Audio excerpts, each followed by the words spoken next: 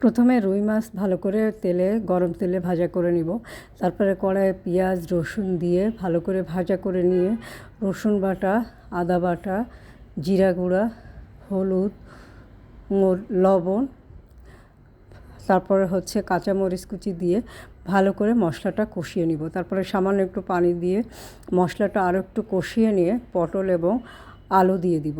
তো বুঝতেই পারছেন আজকে রান্না করব পটল দিয়ে আলু দিয়ে রুই মাছের ঝোল। তো পটল এবং আলু ভালো করে কষিয়ে নিয়ে ঝোলের পানি অ্যাড করব। ঝোলের পানিটা ফুটে উঠলে মাছগুলো দিয়ে দিব। দিয়ে একটু ঢাকনা দিয়ে 15 থেকে 20 মিনিট রান্না করব। আর এই যে কড়াইয়ে যে তেলটুকু ছিল সেটুকুও দিয়ে দিচ্ছি। দিয়ে এখন ঢাকনা দিয়ে ঢেকে আরও 10 থেকে 15 মিনিট জাল করে নিয়ে হালকা করে মাছটা একটু নাড়াচাড়া করে দিয়ে নামিয়ে গরম গরম ভাতের সাথে পরিবেশন করব পটল এবং রুই মাছের তরকারি। তো বিশ্বাস করবেন না, এভাবে রান্না করে খেয়ে দেখলে খুবই মজা হবে, খুবই টেস্টি হয়েছিল তরকারিটা। আপনারা এভাবে বাসায় ট্রাই করে দেখতে পারেন, খেতে বেশ লাগবে। পটল এবং রুই মাছের কম্বিনেশনটা আসলেই খুব মজার একটা তরকারি, আর আমার খুব প্রিয় তরকারির ভিতরে এটা একটা তরকারি।